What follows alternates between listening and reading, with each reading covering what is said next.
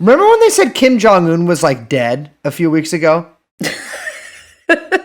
Yeah, and then like 2 days later, they're like, nope, swoops. No, I guess he's not dead. They were basing it off. So the way like news from Korea works is that like some insane South Korean tabloid, like fucking Mad Magazine shit, like not real, will just be like, oh yeah, Kim Jong-Un fed 800 orphans to a single dog, but the dog grew so strong from eating the children that he was able to operate well, to be fair, antiquated Soviet anti-aircraft gun, which he used to annihilate a squadron of women who had all refused to have sex with Kim Jong-un, who, by the way, is gay and has AIDS.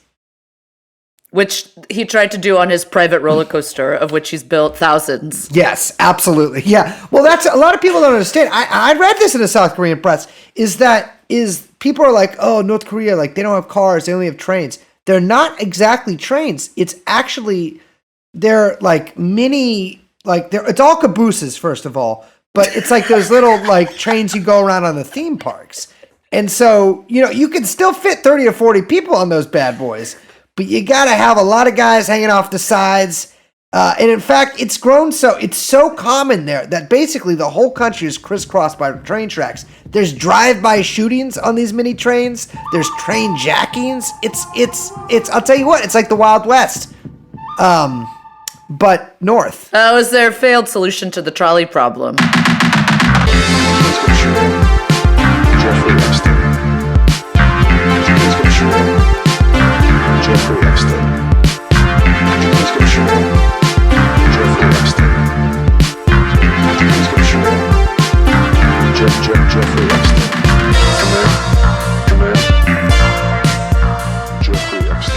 All cabooses. I love a good caboose. That word is so funny, caboose. There's some words that are just, I love to say. Caboose. Moose gadfly. Also. Gadfly? Oh, gadfly is a classic. Yeah. I like saying sausage a lot. I think that's a good word. What about saucisson?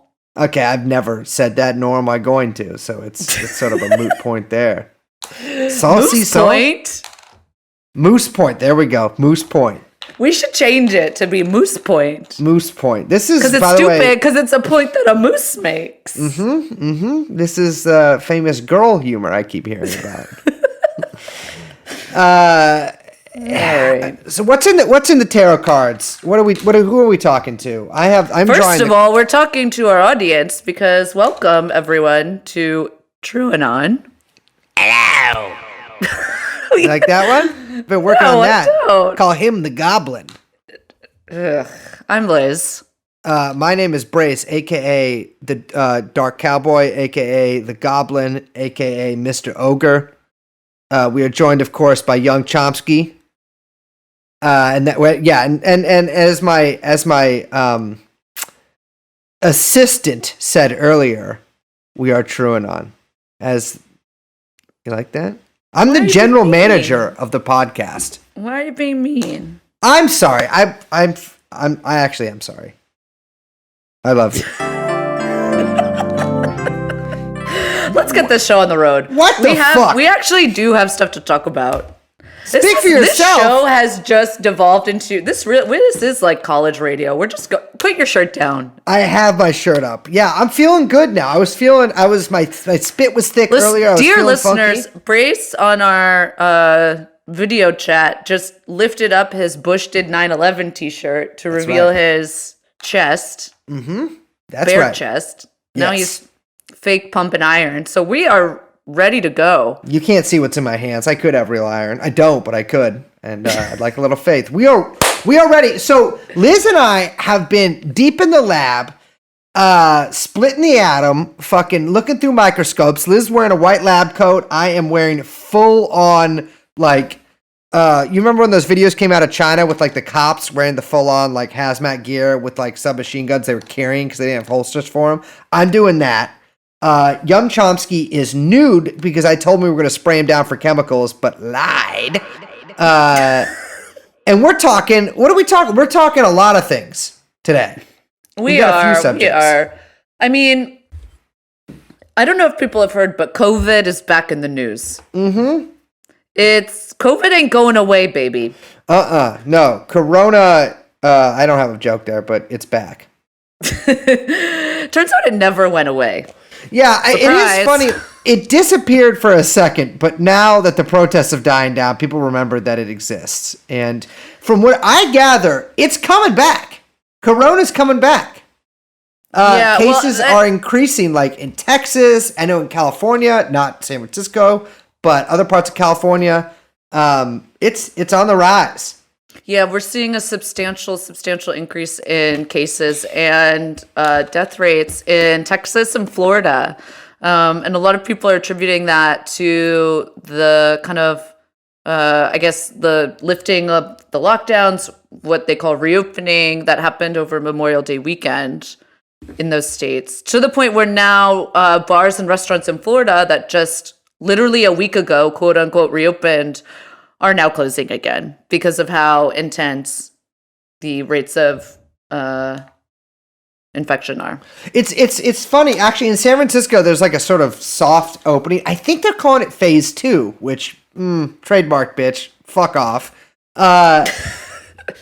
It's like I don't know if we're at phase 2 yet. I know phase 2 is like a slight reopening. In San Francisco, they're doing this thing where bars are open, but only like 5 people can be inside. Literally something like, I can't remember the exact number, but I think it's under 10, possibly maybe 12 at the highest. People can be inside any given bar, but they can still serve people outside.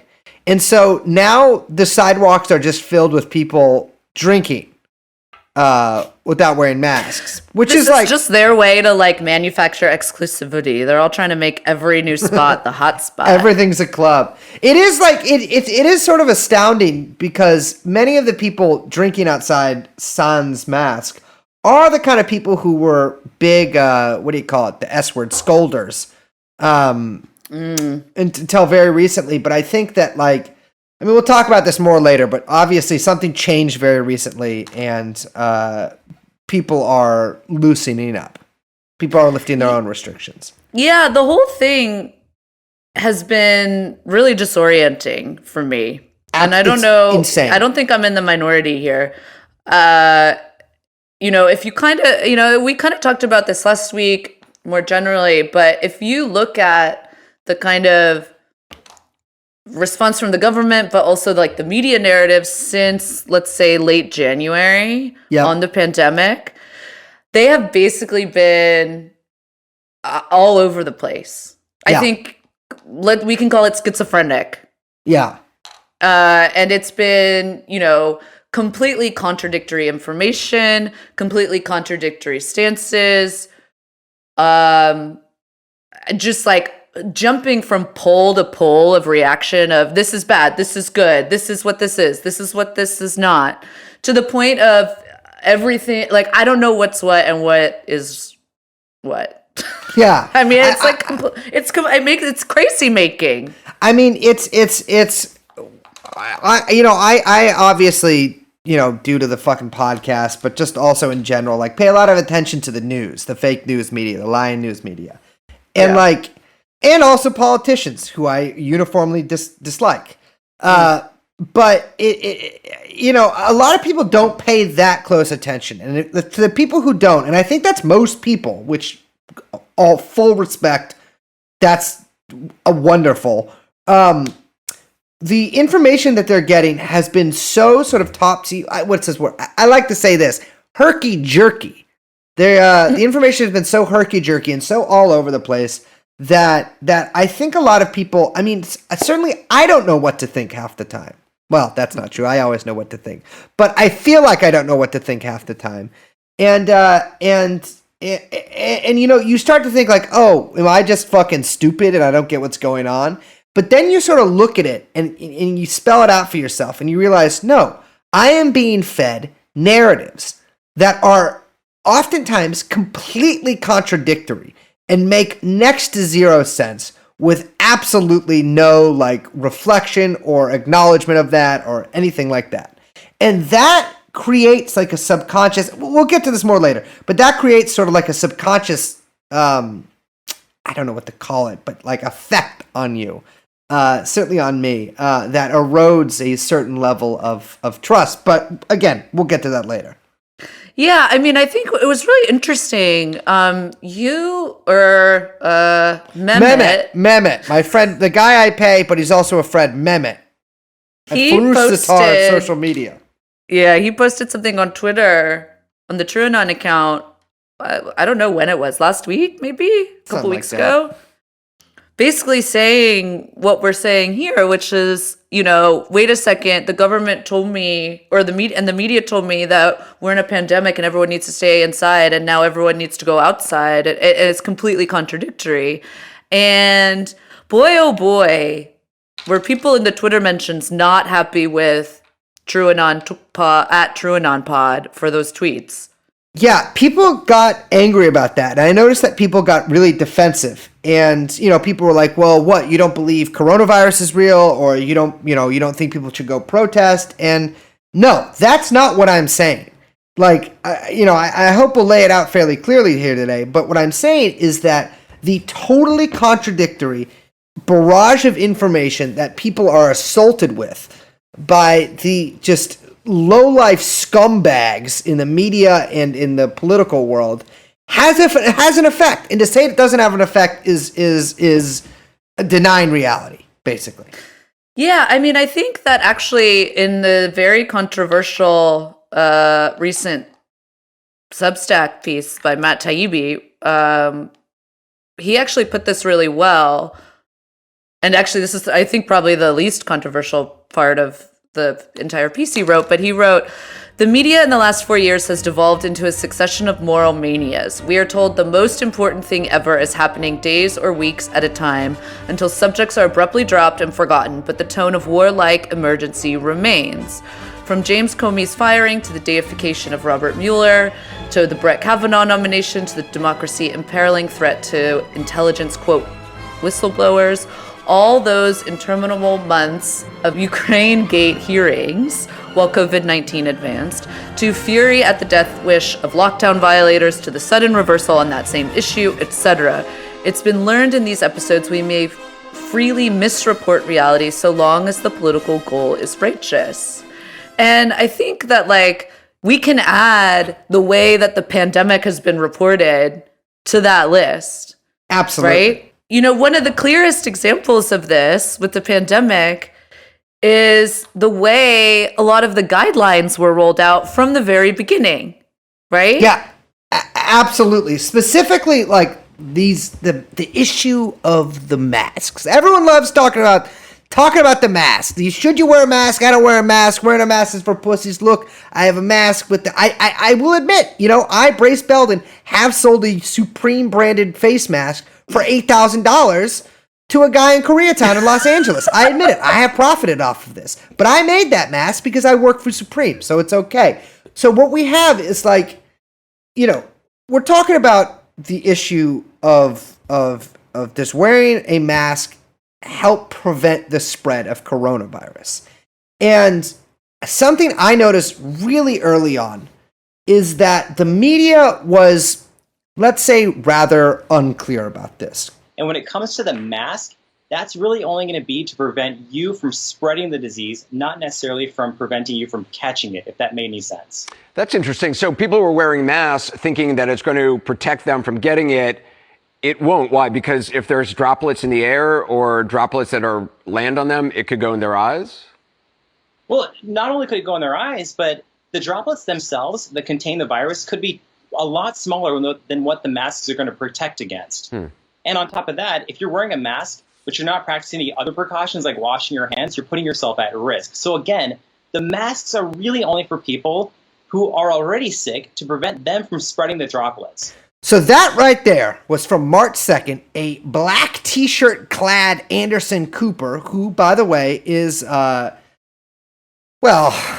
just say there could definitely be an episode on that guy's family at some point on this show, is asking a doctor about wearing masks. And the doctor basically hedges and says, well, wearing a mask won't really protect you because the droplets might be so small that they could get through the masks. Plus, if you aren't taking any other precautions like washing your hands, it won't help. And he says essentially that unless you're sick, you shouldn't wear a mask. Now, there's something I find a little odd about that because, Liz, isn't this a disease, or excuse me, a virus known for people being asymptomatic and having it? Yeah, I mean, it's a very odd, just very odd advice. I think now what's so weird probably hearing this back, at least this is how I'm feeling, so perhaps our listeners are feeling the same way, is like, it's like, no shit, a mask is effective. Like, it's almost like accepted common knowledge now. And I think, 3 months ago, it also should have been. Like, you put the mask on, so it puts a barrier there. Just one more barrier, regardless of if it's imperfect, correct? Yeah, absolutely. And one big thing that happened is that the Surgeon General of the United States went on Fox News and told people that masks aren't effective. Here, this was the same day, right? Yes, absolutely. Doctor, you're saying stop using masks because unless you've got the coronavirus, you shouldn't be wearing it, right?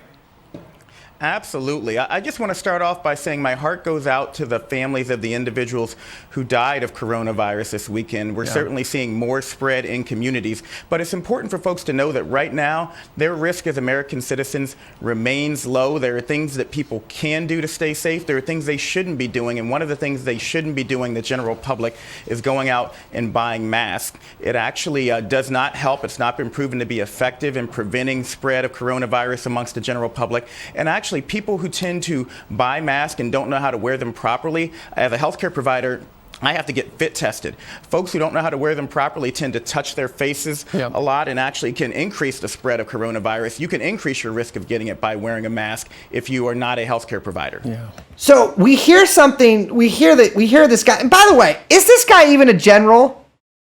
I wasn't aware. I'm sorry. I'm not a big stolen valor guy, though. I am a veteran. I wasn't aware that the surgeons was its own branch of the military, but whatever. He's saying something that we hear repeated in article after article after article and news story after news story, that wearing a mask can actually increase the spread of coronavirus due to people either, one thing they say a lot is A, having a false sense of safety, and B, not knowing how to wear the mask properly. Liz, have you worn one of these masks before? Yeah. Do you know mean like before Corona? Yeah. Yeah, we wore them during the fires. I mean, you just put it on. Yeah, you kind of have to fiddle with it. I don't think it's that difficult. It's pretty straightforward. I think most listeners probably know what we're talking about. You got the little metal thing. You make it go across your nose like a blackhead strip. And then you make sure that your giant beard that you grew due to listening to podcasts is tucked within it. And that's something that really bothered me is when they said it increased the spread of coronavirus, because they also said it constantly. This was a big refrain back then, that there's no data showing that masks prevent the spread of coronavirus. Now, if there's no data showing that, which citation fucking needed. Well, I guess that's what they're saying too. There's also no data showing that they increase the spread of coronavirus. So it's sort of like, but also that's such a weird thing, because also I want to say, okay, hey, genius, smarty pants. Mm-hmm, yes. How are you going to test for that? Yeah. Sorry, how are you going to test for that? It's so stupid. Just use common sense. What happened to common sense? But no, we can't do that because everything has to be politicized. And that's exactly what's happening here with the masks. Yeah, absolutely. So this is from the Washington Post, January 24th. So this is pretty fucking early. I think this is after we reported on the damn Wuhan ultravirus. It's called Coronavirus. It's titled, Coronavirus Spurs a Run on Face Masks, but do they work? For now, public officials say there's no need to wear face masks in the United States, but they do recommend them in China, especially for people who think they may be sick. So why would you just okay, you don't have to wear them in the US, but you do have to wear them in China? Because that doesn't make a ton of sense. I mean, not all of China was affected by coronavirus that bad at that point. And if it's spreading to the U.S., you'd think that you would also have to wear it here, right? I mean, it's... Well, what's even stranger about that is just 2 days later, this is from The Hill, government health agency official, wonder who they could be talking about there, coronavirus, quote, isn't something the American public need to worry about. Anthony Fauci, we're going to talk a little bit more about him. Said Sunday the American public shouldn't worry about the coronavirus outbreak in China. It's a very, very low risk to the United States. It's fucking stupid. Because it's like, it's even back then, like, a lot of people were wondering, well, like, okay, this is obviously going to spread from China. Why aren't we really taking any measures to prevent it? And the government said they were, but they really weren't. I mean, they didn't even start stockpiling equipment until, like, several weeks later. And at the same time, and this is what really gets me, at the same time, there were all these fucking articles appearing. I took one down, but I don't even need to. I'll read from a part of it. But this drove me insane. Is that all these newspapers, including once again our friends at the Washington Post, owned by Jeff fucking Bezos, were calling, and if you look up the words China draconian lockdown, you will get a lot of hits, like I did. But the article, this is from January 26th, China's coronavirus lockdown, brought to you by authoritarianism. But as Chinese officials scrambled to control the spread of the virus, they also moved ahead with a controversial travel ban, effectively locking down tens of millions of people to try to contain the outbreak. The move came at the peak of a busy season in China, when hundreds of millions of people typically travel for annual Spring Festival celebrations. Only the Chinese government could implement draconian measures to such a large scale, said Yanzhong Huang, senior fellow for global health at the Council on Foreign Relations. Yeah, I mean, typical. By the way, that's, of course, an Epstein-linked pedophile organization, allegedly.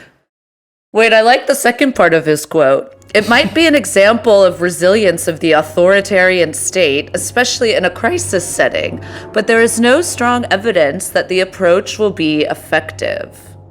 Now, what's so maddening about this? Yes. Is that not nary a month later, I don't know, month and a half, we've got op-eds screaming, why didn't Trump, like screaming, praising the Chinese government for their response. Yep. And, crying out that the United States isn't responding in similar fashion. That's what drove me so crazy. And one thing was happening in China, too, was public health officials were getting up and saying in press conferences that a big reason that the virus didn't spread that much in, for instance, Hong Kong is because of A, lockdown measures, and B, wearing masks. That's what they said explicitly, wearing masks. And the mask thing, to me, is so crazy because at this point, we're getting into February here. It's like, okay, this is spreading. This is a This is a coronavirus, right? Like, this is a respiratory virus. That means this is a virus that you slurp down like a damn Mountain Dew, right? Like, you get it from it coming in your mouth. Pause. And it's...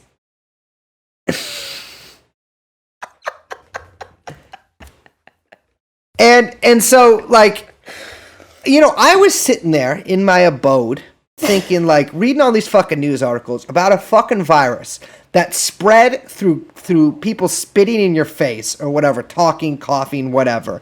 And I'm being told by these fucking quacks and their lackeys in the media that for some reason, the thing that covers my mouth will not only not prevent me from getting it, which, okay, I don't know if it'll prevent me from getting it, but it won't even help me not get it, that it actually will increase my chances of getting it. That is fucking insane. This thing is I had to look this shit up, so you all have to fucking listen to it.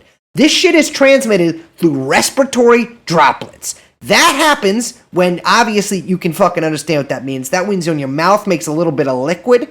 And, when you talk or spit or do karaoke, for instance, you take out, you bust out with some fucking fluid. That's why, by the way, we're supposed to be 6 feet away from each other. Because they're like, oh, fuck, gravity is going to take care of that mostly. I'm yelling, I love your caboose at a beautiful woman, a pog perhaps, and I'm spitting, going crazy.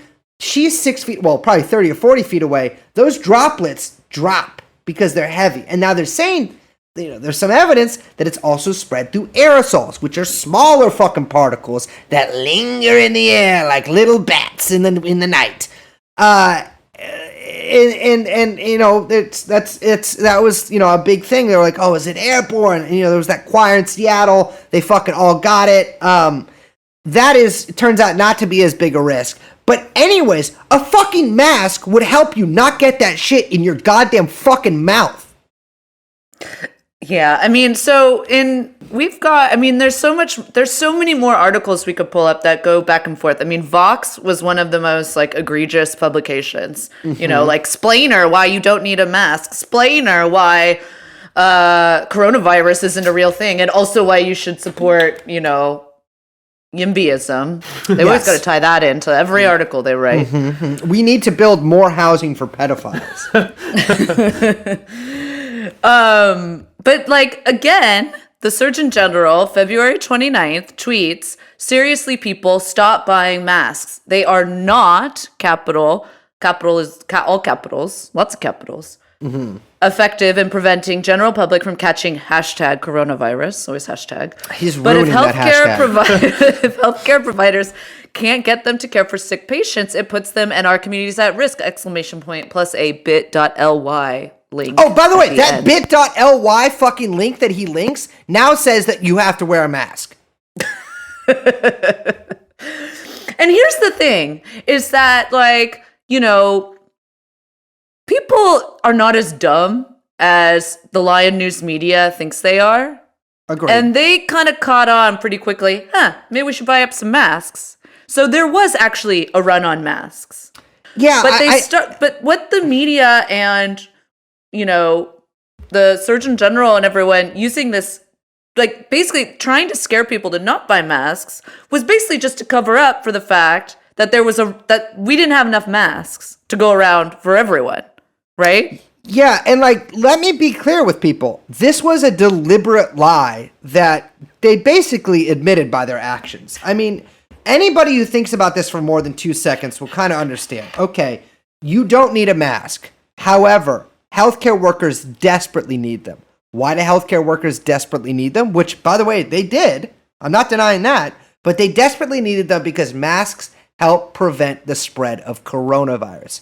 And so what you have here are all these institutions. You have the CDC. You have the Surgeon General, who I fucking love because, he's anti-smoking. Psych! Fuck you.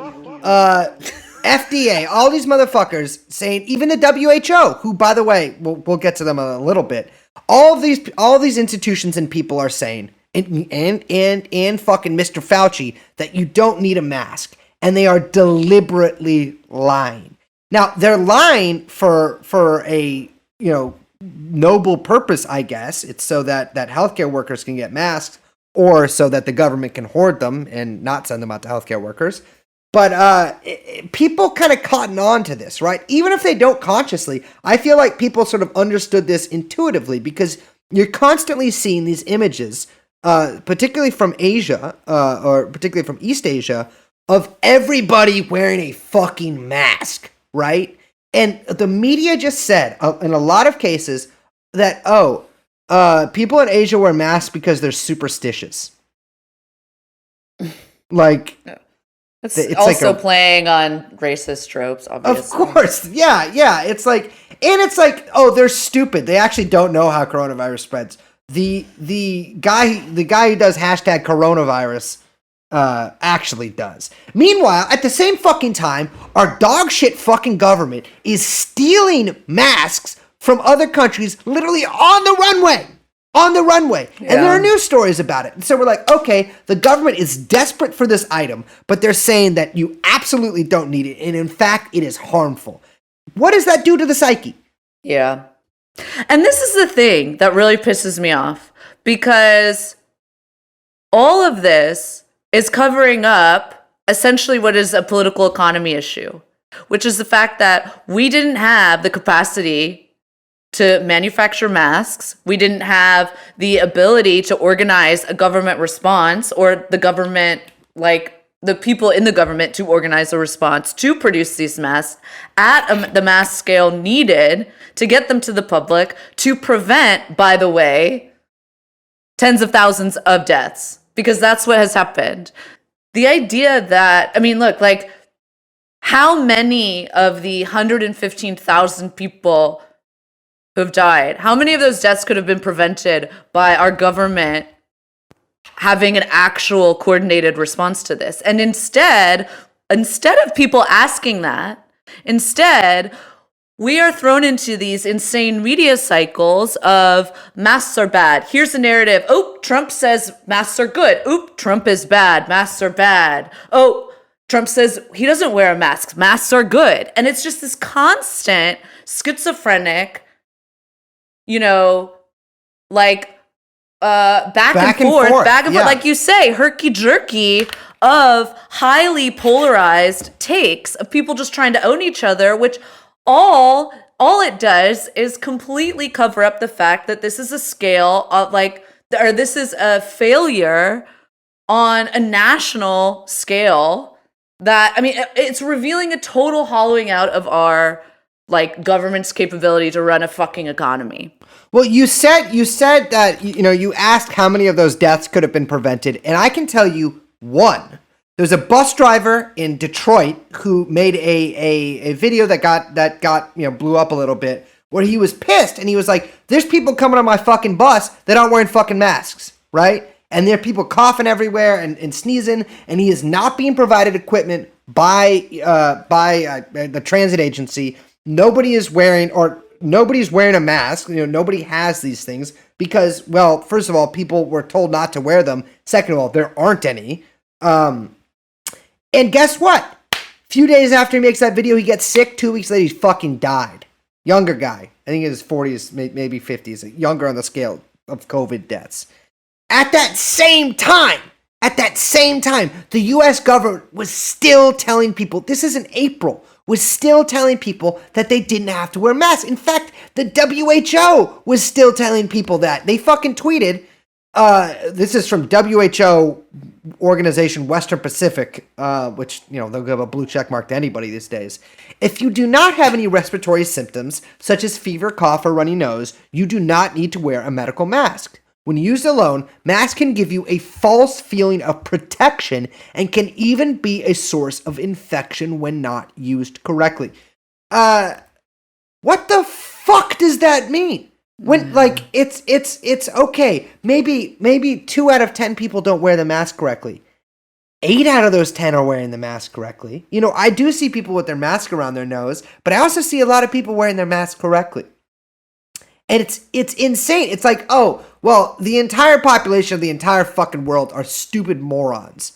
And so they couldn't figure out how to wear it. It's a mask. If you can tie your shoes, you can do this. Just put out a PSA. And then no, I mean, it's totally ridiculous. Finally, on April 3rd, Dr. Fauci, that wretched little gnome, says, "Oh yeah, you should wear masks." Oh yeah, if you wear them if you got them. And then the next day, April 4th, finally recommends that people should, well, to be honest, they don't even really fully recommend it. They say, we must preserve medical surgical respirator masks for our frontline workers. But the idea of using respiratory coverings or mouth coverings to prevent coughing or sneezing projecting disease into the environment towards others, that in itself is not a bad idea. Dr. Mike Ryan, the WHO's top emergencies expert, told a news conference. As far as I can tell, the WHO on June 5th finally actually firmly recommended that everybody wear a mask or a cloth covering or whatever when they go out. That is like a couple weeks ago. 11 days ago. Yeah. So, you said Fauci finally started recommending masks around April 3rd. Now, in early April is when we started to see a lot of the anti-lockdown protests. Yes. And thus a new media narrative, a new cycle was born, right? Yes. Yeah. And we had what was basically, again, and what we had was this entire narrative about, and we had an episode on those protests, which, I pretty heavily astroturfed, by the way, where now everyone had a common enemy. Oh, the people that don't want to be inside, these are our enemy. And how could they not be wearing the mask? This is the worst thing I've ever seen. Get inside. We need authoritarian Chinese government. Trump is bad. Everyone is crazy, right? So this is like a whole nother schizophrenic, polarized media cycle. Right? Yeah, this was really wild to see, because a lot of these outlets had said originally for like a month or 2 months in some cases that there was nothing to worry about, and until pretty recently were repeating uncritically the Trump fucking regime's calls to not wear a mask. Right. And it's like in a lot of these articles that I read and reread very recently for this episode about like how the government says you don't have to wear masks, whatever, WHO says this, they aren't like accompanied by the news, by the article, like editorializing, or I don't even know this is editorializing, fact checking them and saying, actually, you do have to wear a mask. Because I think that there's like, I don't know what it is, but it's like people think they can't go against the CDC, the fucking Surgeon General, fucking Fauci. It's like, yes, you can, because they're obviously wrong. And it's like you saw, even in the response to the lockdown people, but also in the response to Trump, when Trump wasn't wearing a mask, which Trump's similarities to Bolsonaro have become very clear since this pandemic started. Both of them, I would say Trump is slightly less cavalier and sort of funnier about it, although I also totally bungling it. Like Trump's not wearing a mask, but it's like, well, a lot of people weren't wearing a mask for a pretty long time because you told them not to. Yeah. But it also, again, like all these insane news cycles do to serve, all it does is paper over the fact that, our government, not, Republicans, not Democrats, like the fucking government, the entire state, did not have the capacity to manage a fucking public health crisis. And it didn't want to. I think the thing that also gets me, because I mentioned the way the media, it jumps from one story to the next. Like how Taibbi put it so brilliantly in his piece, that it's this sort of like mania, but always done with the same fervor. So it's like, then it jumps to these anti-lockdown protests, right? And we have this insane, and it's, again, highly polarized. It's the people who stay inside versus the people who don't want to stay inside. And it's, you mentioned the scolding and the masks and, vice versa. And that becomes the story. Again, this is a total distraction from the fact that the state has made a decision to literally not manage a public health crisis at any level. Yep, and does not, to the wind.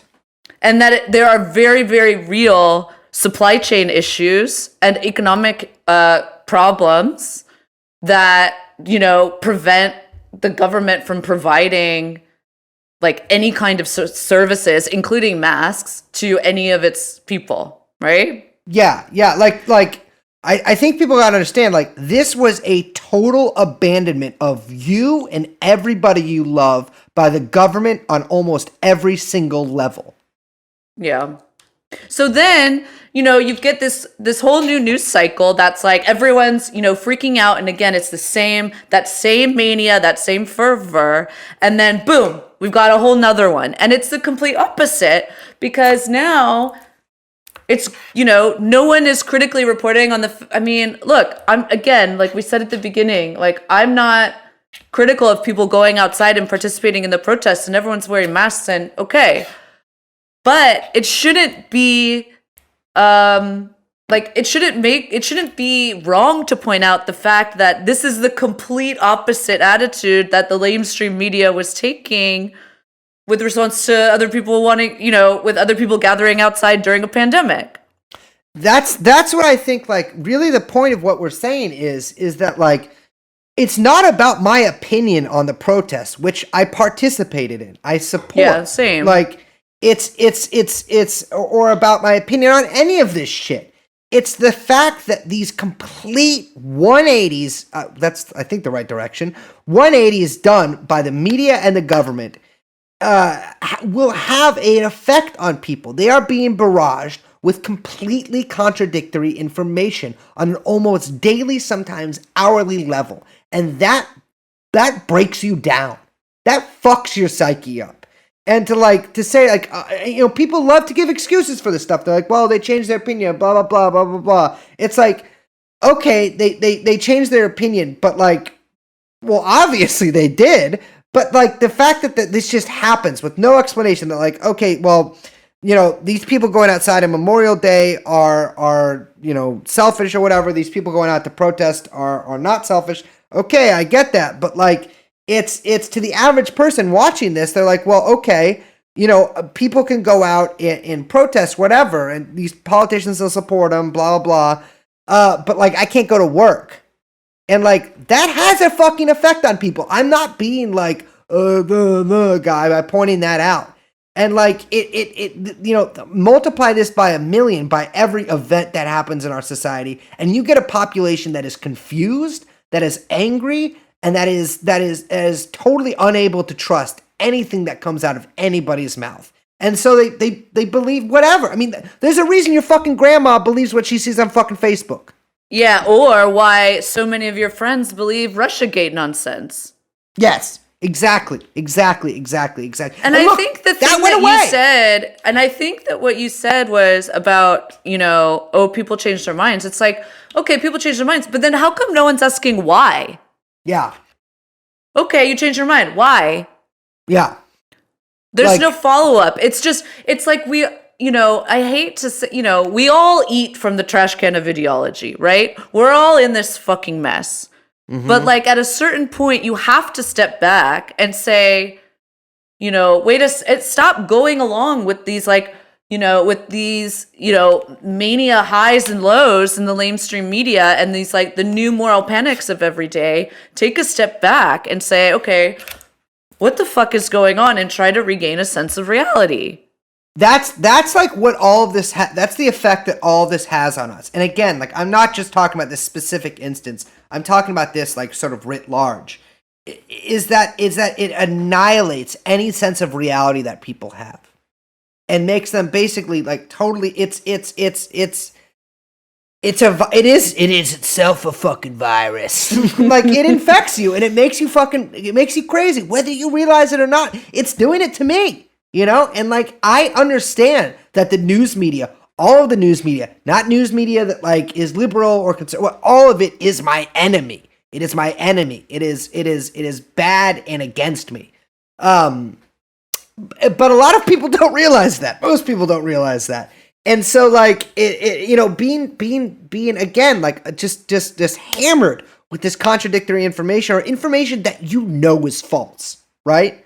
Like when they say that you don't have to wear a mask because, it actually is bad for you to do it. That's not true. Something in you knows that's not true. And then to have the CDC and these supposedly neutral organizations tell you a lie is going to have an effect on you. Absolutely. And I want to pull back for a second, because this isn't just about the masks. And that's why we started off with that quote from Taibbi, because this is, again, just one example of, the ecosystem of the state and, the news media, and the way that it, delivers this contradictory information, this, how we move from one panic to the next, and with complete goldfish memory, right? Don't they say that goldfish have 30-second memory? I mean, that's what it feels like sometimes. It's they don't always remember your beautiful face. I'm in the middle of a thing. Oh, sorry. No, but it's it's we move on from one thing to the next with no, with just a collective, it's we all silently agreed we're just going to forget what came before and move on, with no one having any fucking accountability, right? I mean, that's the key part. It's how in the hell is Vox able to, with a straight face, say, yeah, well, we wrote like 10 explainers on why actually thinking coronavirus is real means you're racist, which, by the way, was the first take that we didn't even talk about. Holy shit. Yeah. Now it's funny because it became thinking coronavirus is fake means you're racist. Yeah. Of course, none of this means anything, right? This is the take economy. It's just a take, and then everyone goes, this is part of what I'm talking about. But it's like, how the hell are these people able to still be a part or even be taken seriously? Well, I think a lot of that has to do with we basically have no choice, right? Like it's the media is their world, right? Like we got our little podcast. There's a couple other podcasts or whatever, but it's like Fox, NBC, Fox, all that shit is their world. And so there can't really be accountability for them. Maybe if they report on the CIA and cocaine, they'll eventually end up killing themselves. But there will never, ever be accountability. And that's what fucking drives me crazy about all of this shit that we talk about. Because there are so many motherfuckers out there who do wrong after wrong and harm people, and they never get punished. Ever. But here's the thing that I might softly suggest is that this is not just about the media as a separate entity. Yeah. And is very much more bigger phenomenon, or I don't even know exactly how to characterize it, but it's not just the media that is fueling this, or it's putting down on us from down high. There is we are all sort of creating these hyper manic, or I don't know if that's the right word, but these manias, like Taibbi says. Again, whether it's all these news cycles. I mean, fuck, before we started recording, Maurice and I were we were talking and we were like, dang, remember Scaramucci? Dang, remember Greta? Mm-hmm. Dang, remember the Covington kids? Mm-hmm. Remember these outrage it's this is all in a long lineage, right? And these fits and starts and these panics that are fueled by people and then also into the media and the apparatus and the state, and it becomes a whole thing. These are all, I guess what I'm trying to say is these are all features, not bugs. Yeah. This is very much an ecosystem and that we're living in. I don't know what to do about it. Well, to me, what gets me is just like you're saying perfectly, these fits and starts. It's we are presented with an incredible problem. The president he's Russian, or the Russiagate shit. All that psycho I know bullshit. You didn't follow it, so I was just too confusing. Too many names. Are there girls involved? I can't tell. Did his son fuck someone? Again, no idea. Ukrainegate was much easier because they had that little fat guy. Giuliani's little buddy, the no neck guy. Yeah, he was great. So funny, fantastic. But fuck, for Christ's sake, they fucking impeached the president 4 months ago. Oh my God, I totally forgot. Do you remember that? And that's the thing is we are, and again, you're right. The media is part of a larger ecosystem, and the media is basically, it's an arm of the state, right? So when we say media, we're talking essentially about part of the system, and I say system in all caps there. It's we are presented with this incredible crisis, this problem, and then nothing happens, and then we move on to the next problem. And it's it's this constant, again, we are not the first people to talk about this. This problem has been going on for a long time, but it's basically, as far as I can tell, really accelerated with the era of 24-hour cable news. And now with the internet, it's you can't escape it. And I don't think that I can't even see a fucking, a fix for this, right? Because it's we are in enemy territory 100% of the time. and we are unarmed. We can't attack them, and we are just like it's assaulted, and it makes me fucking sick, and I think it makes a lot of people sick, and I think it contributes to a certain degree of psychotic nihilism that you see amongst a lot of people. This boogaloo shit that's popping up, I get it. Like I don't get it. Like I want to hang out with them or do it, but like it makes sense that it's happening. It makes sense. Well, that's it. I think that's kind of what I was getting at, because it's like, again, these are all features or expressions of the world that we're all living in, which means that we are all subject to it, that we are not outside of it, right? It's a condition that we are living in. And therefore, you see its expression even on the left, I think. These kind of fits and starts and unable to figure out what to do and where to go and hopping from one thing to the next. And I just want to when I was reading that Taibbi piece, I want to read that again, because it just really, it really reminded me of an old essay that I kind of want to talk about for a second. But he says, again, Taibbi says, the media in the last 4 years has devolved into a succession of moral manias. We are told the most important thing ever is happening for days or weeks at a time until subjects are abruptly dropped and forgotten. But the tone of warlike emergency remains. Right? And I was reminded of this essay in Harper's from 2014, which I remember reading this in print. Like I can remember this, in my memory of reading it in print. And it's like, fuck, this was written in 2014. And yet it still holds.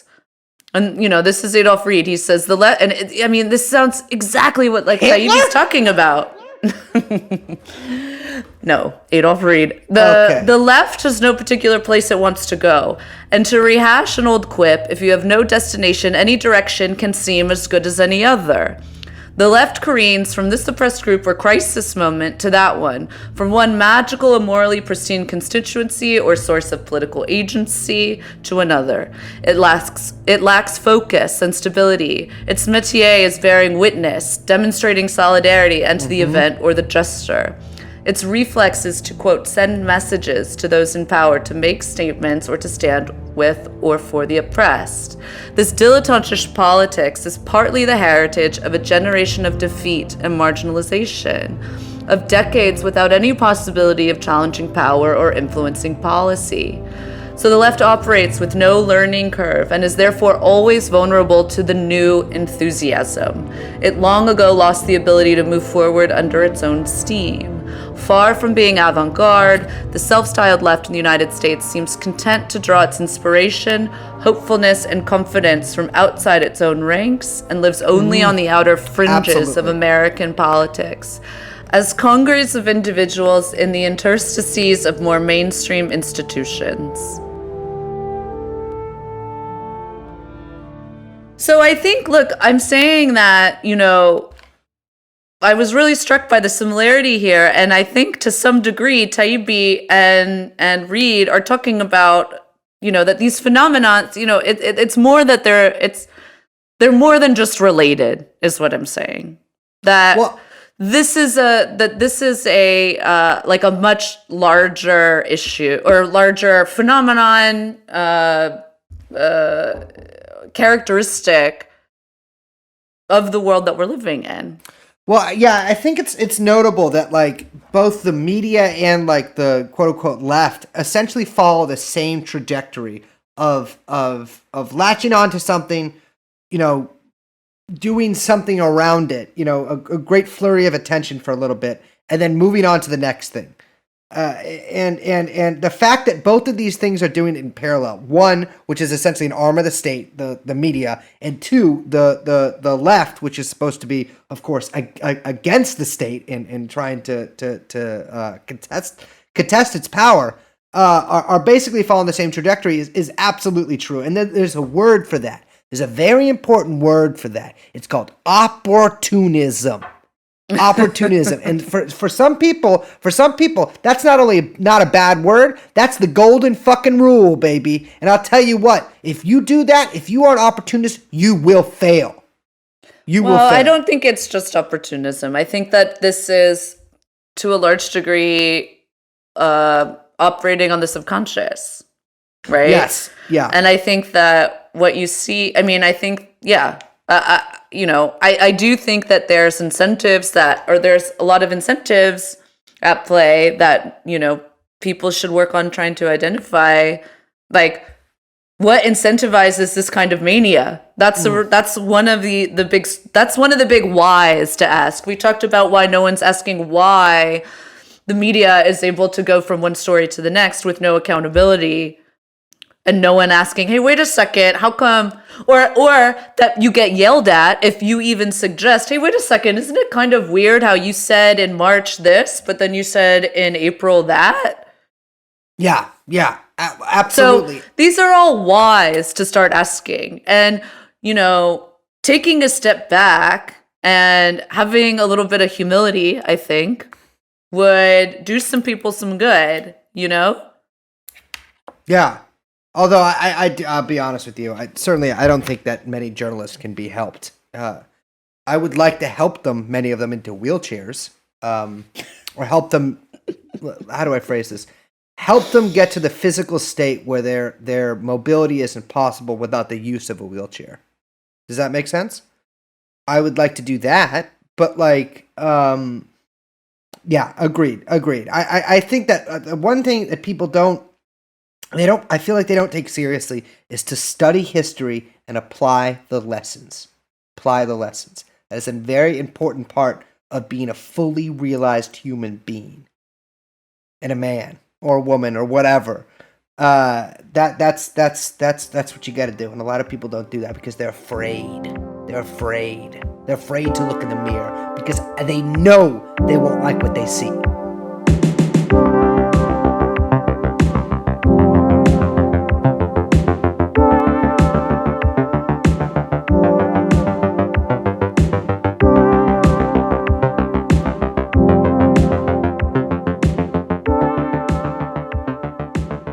So, one thing that I want a lot of people to remember is that it has not even been a year since Jeffrey Epstein was arrested. Not even a year. And so much, I will admit this, is that so much just absolutely batshit insane stuff has happened in the past year that it's no wonder that people are kind of losing their grip. And one thing that I want to make clear is that it's not a foregone conclusion that you will succumb to this sort of social insanity. And I mean, if you're listening to this, you're on the right track, baby. But it's I don't know. I want to be clear that it's just been an insane fucking year, and if that has driven you a little bit insane, it's time to put the brakes on that, take a deep breath, step back, collect yourself, and reemerge. I think too, I want to just reiterate, the fact that so much happens all the time. Yeah. And yet nothing changes. Mm-hmm. Those are two related. There's a relationship there, right? Yeah, absolutely. And I think it would, I think it's important to, like you say, take a step back. Maybe take a step back and start thinking through what is that relationship? Mm-hmm. How can so much happen? And how can things be so insane all the time and yet nothing change? Yeah. And maybe that's another why that we should all be sitting with and thinking through as we kind of, start to dive into some of these questions. So I know this has been an all over the place episode. I believe I would say we went off the rails, but there weren't very firm rails to begin with. Well, no, there were, but it's not. Well, we were also going to talk about another thing, but now we'll just talk about it on stream. Yeah, that's a good idea. But it's like, don't let this shit, I guess, depress you or really push you down or whatever. Self-reflection is not a bad thing to do. It's not a punishment.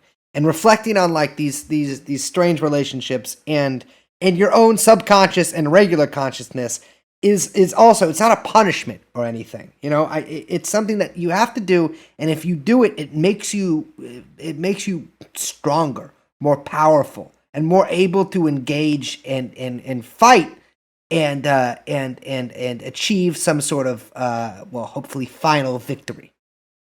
I don't know. I sort of struggle to explain what I mean here, but I'm not trying to get nobody down in the dumps, is what I'm saying. I'm never trying to do that.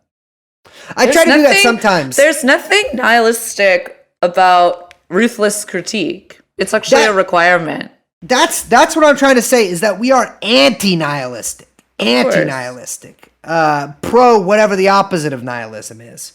And so I want people to take that from this. I think they will. Or people get mad at us. Whichever. People get mad at us all the time. I know. Listen, guys, I'm just a humble podcaster. I hope you guys know that I podcast from an actual hole in the ground. Every 3 days, I dig a hole in Golden Gate Park, hop in it. It's 7-foot hole because I'm 6'5", and it's I stand in a chair, etc. I put the microphone on the edge of the hole and I record. Every episode we actually record 7 or 8 hours of material. Young Chomsky cuts it down to however long it is, an hour, 2 hours, I don't know. Sometimes I do 40 or 50 hours. Sometimes I just pop the old record button on and I just go about my day. All right, I'm going to cut you off because there's one more thing I want to add, is that if you are in the Bay Area Friday, yes, Juneteenth, please come out to the Oakland ports and support the ILWU shutdown of the Oakland port. Yeah, let me get exactly what time that is. It's still 10. It is at 10 a.m. at SS8 terminal. And then it's moving to Jack London, right? Yeah, Oscar Grant Plaza at 1. I don't know if that's like I know Oscar Grant Plaza is the name for. I don't know Oakland that well. I don't know. Maybe it's a plaza there. You know where it is. It's downtown. We will be there. I'm actually planning on lighting myself on fire. No, don't do it. You're not doing that. Okay, to get attention. I'll be there. Cool. Well, right on. Thank you, party people. Thanks for grooving with us. Did you just get stoned? I'm just, sometimes you put the wrong pot in the jewel, if you know what I mean. I don't think you could do that with Jewel. Oh yeah. You got to get him on the astral plane, though. There's a series of yoga procedures you got to do, and then procedures, yoga procedures. Yep. That's what you do. Yoga procedures. My last piece of advice is that if you get a really good Surefire flashlight or something, and you get the little pad on it, you don't even have to pull the trigger. You can just fucking blind somebody for good. Okay, shut it down. I'm Liz. My name is Brace. We are joined by producer, musician, and guy who's looking at me with sawed-saft eyes. Sawed-saft eyes? Sawed eyes? Well, there we go on that. We're joined by fucking Young Chomsky, and that is TrueAnon. We'll see you next time. Bye-bye. Jeffrey Epstein. Jeffrey Epstein.